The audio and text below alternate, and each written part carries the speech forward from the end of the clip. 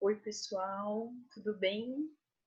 Preparados para a nossa primeira aula online? Primeira videoaula? Gente, seguinte, aqui está a nossa primeira aula nesse modelo, né? Nesse formato. Vamos, então, a algumas recomendações. Para assistir essa aula, eu queria que vocês pegassem aí a apostila de redação e o caderno para algumas anotações, tá? Apostila de redação e o caderno para vocês irem anotando aquilo que acharem mais importante, ok? Estão preparados? Vamos lá para a nossa aula? Pessoal, vamos retomar então o que nós já tínhamos visto. No módulo 3, nós estudamos a entrevista, o gênero textual entrevista. Vocês estão lembrados? Entrevista é um texto marcado pela oralidade, sobretudo, e é uma interação entre duas pessoas. O entrevistador é aquele que faz a pergunta e o entrevistado, quem responde as perguntas. Até aqui tudo bem? Lembram disso? Para fazer uma entrevista, nós falamos também que é necessário um planejamento. O que tem que ter nesse planejamento, prof? O título da minha entrevista, um parágrafo de introdução com algumas informações básicas a respeito do entrevistado e um roteiro com as minhas perguntas, certo? Nós vimos um modelo de entrevista, pessoal, na página 176. Se vocês estiverem aí com a apostila em mãos, vocês podem acompanhar. Na página 176 e 177, nós temos aí texto 1, entrevista, Alexandra Daddario, a Annabeth de Percy Jackson. Nós lemos essa entrevista em sala, certo? Nós produzimos, pessoal, em sala também, um texto. Tínhamos duas propostas. A proposta 1, que era para você entrevistar o Narciso nos dias de hoje. Era para você imaginar como seria essa entrevista com o Narciso, fazer o roteiro, fazer todo o seu planejamento, escrever as perguntas e as respostas. Ou a proposta 2 era para você entrevistar uma pessoa e perguntar para ela o que ela achava do fenômeno do narcisismo nos dias de hoje. Estão comigo? Lembraram? É uma retomada do módulo 3 para a gente partir para o módulo 4, ok? Agora, vamos para o nosso próximo assunto, que é o módulo 4, pessoal, na página 182. Vocês podem abrir comigo, por favor? Na página 182, abram aí comigo. Módulo 4, texto teatral. Eu havia pedido, inclusive, para vocês grifarem as partes mais importantes. E alguns, inclusive, já fizeram, né? Já grifaram as partes mais importantes. Nós vamos agora, nesse momento, aprofundar, ok? O módulo 4. Vamos lá. Primeiro, a gente precisa falar o seguinte: texto teatral é o texto mesmo escrito do que vai se transformar em teatro, em peça teatral. Quando a gente fala de texto teatral, não tem como falar de texto sem a concretização dele, que é a peça de teatro. E qual a origem do teatro, pessoal? O teatro surgiu na Grécia Antiga e ele era realizado nas festas em homenagem ao deus Dionísio, certo? Então, havia essas festas em homenagem ao deus Dionísio, que é o deus da fertilidade, o deus da alegria, o deus do vinho. E o pessoal começou a fazer os teatros nessa ocasião, certo? Aristóteles, que é um filósofo grego antigo, ele estudou um pouco sobre a origem do teatro e a estrutura do teatro. E ele descobriu o seguinte, ele sistematizou isso, que as peças teatrais em forma escrita, elas tinham um nome, elas levam o nome de drama, certo? Então, toda peça teatral escrita na Grécia Antiga tinha o nome de drama, ok? O teatro, então, nós vimos, vamos recapitular, peça teatral, texto teatral e peça andam juntos, certo?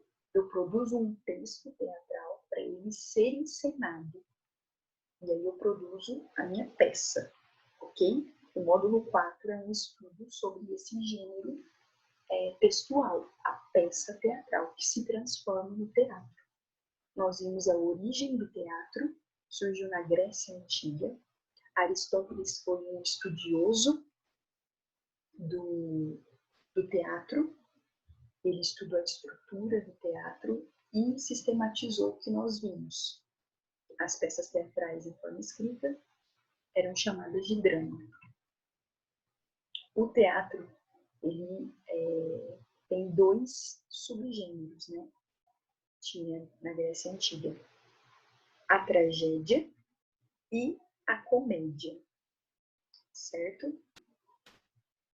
Essas máscaras, inclusive, elas são um símbolo do teatro até hoje, porque o que elas significam?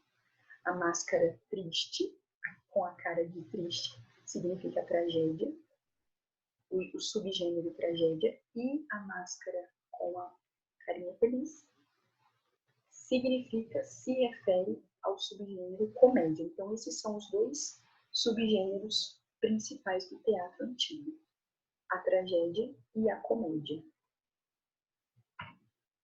Tudo bem? Bom, e qual a relação do teatro com a mitologia?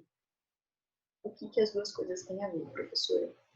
Primeiro, o teatro surgiu na Grécia Antiga, que também é o berço da mitologia, e os deuses eram abordados nos teatros.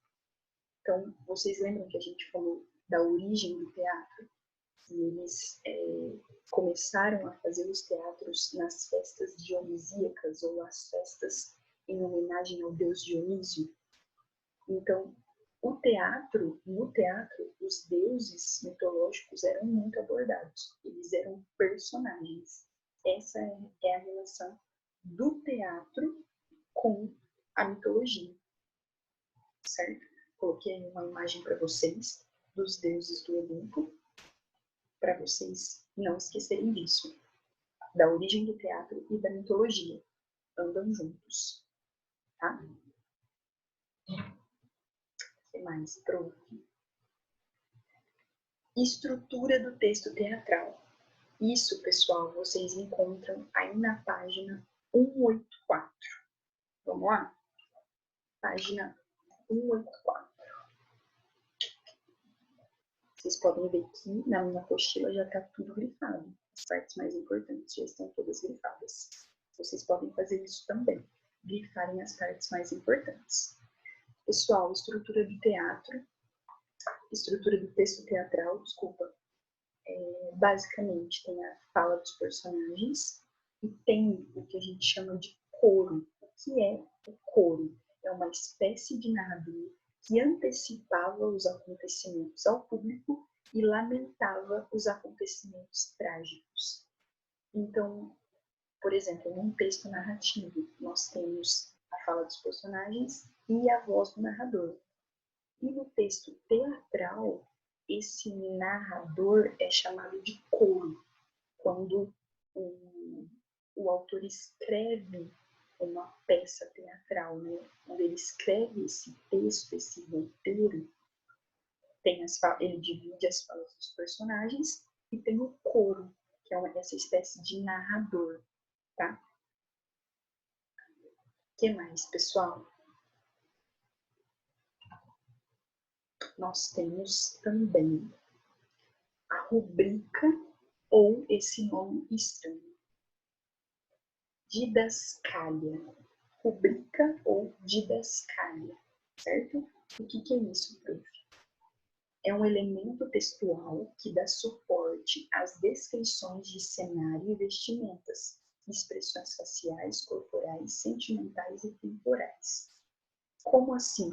Eu coloquei aqui para vocês um exemplo, tá um pouco mais para frente. Olha um exemplo de rubrica. Eu peguei de Romeu e Julieta, de Shakespeare. Romeu e Julieta é um texto teatral que foi transformado em peça, foi encenado, tá? Então, eu tirei esse trecho da apostila de vocês, da página 184. A fala do Romeu.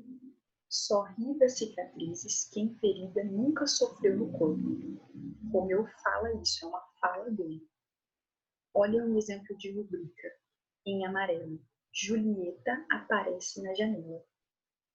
Isso o Romeu não falou.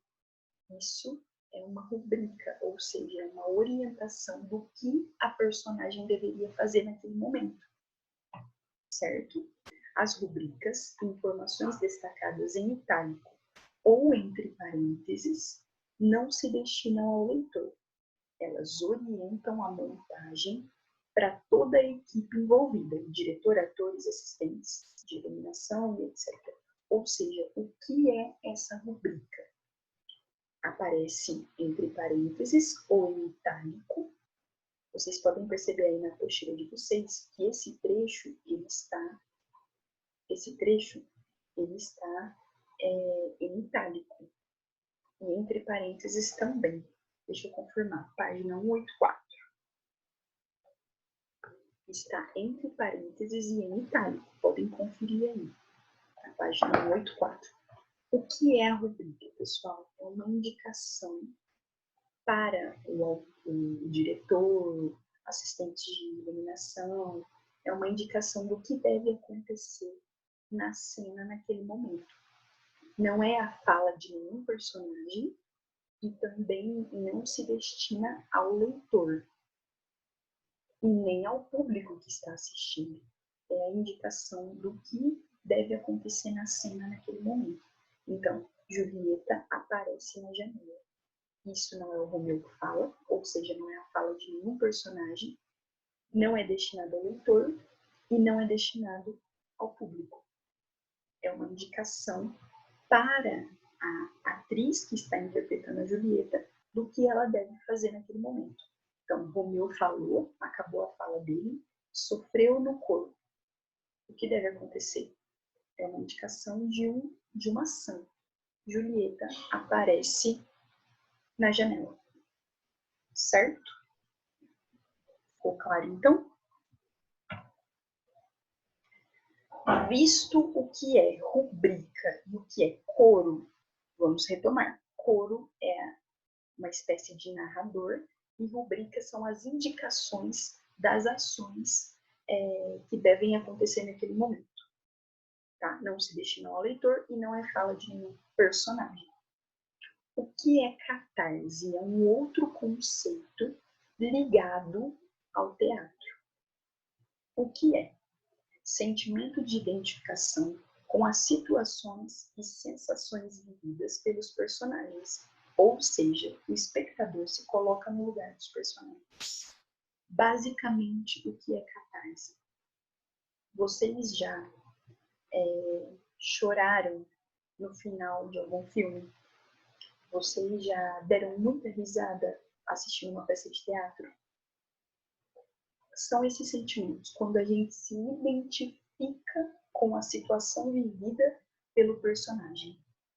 Isso provoca uma catarse. Você se identifica, você chora, você ri, é como se aquilo estivesse acontecendo com você. Você se identifica a tal ponto que você se coloca no lugar do personagem.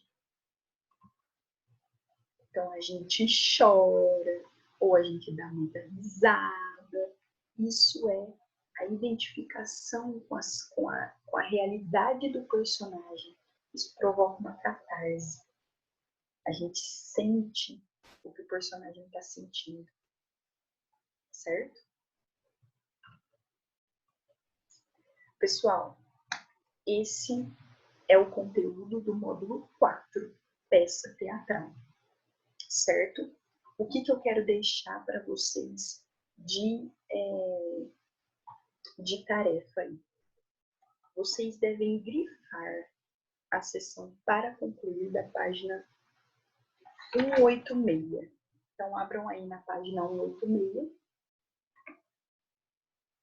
Sessão para concluir. Grifa tudo. Tudo da sessão para concluir vocês devem grifar. É um resumo de tudo que a gente falou sobre o módulo 4. Tudo de mais importante do módulo 4 está na sessão para concluir e eu quero que vocês destaquem na apostila. Ok?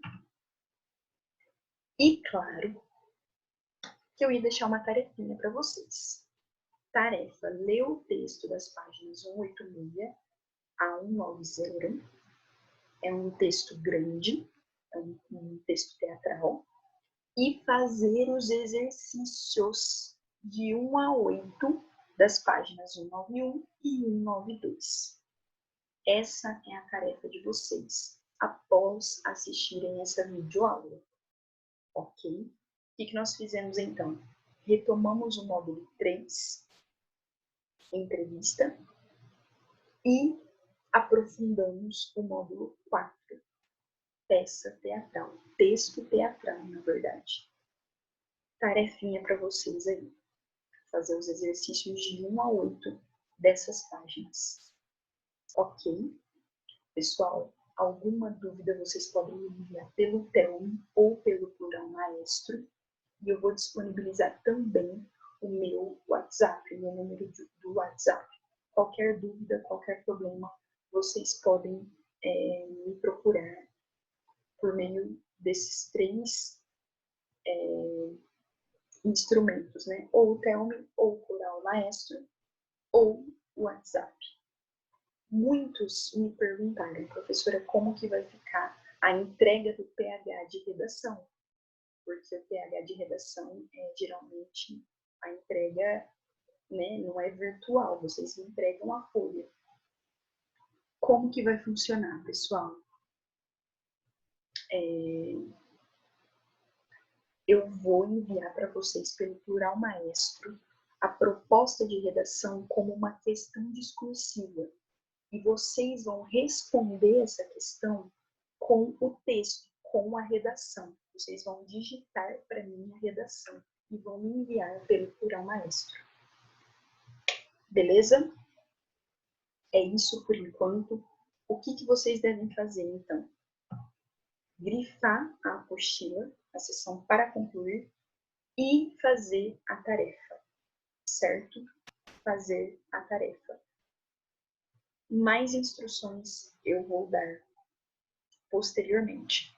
De início, é isso. Assistir a videoaula completa, fazer anotações, grifar a apostila e fazer os exercícios.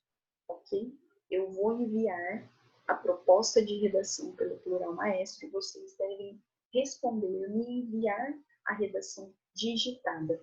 Eu vou colocar tudo no Plural Maestro, datas, prazo de entrega, tudo certinho para vocês. Beleza? Beijo no coração de vocês. Espero que em breve estaremos juntos novamente, tendo aula presencial. E é isso. Um beijo, se cuidem. Qualquer dúvida em relação à matéria, em relação ao conteúdo, em relação aos exercícios, vocês podem me mandar, ok? Um beijo e obrigada! Thank you! Até mais! Até a próxima videoaula. Beijão, tá?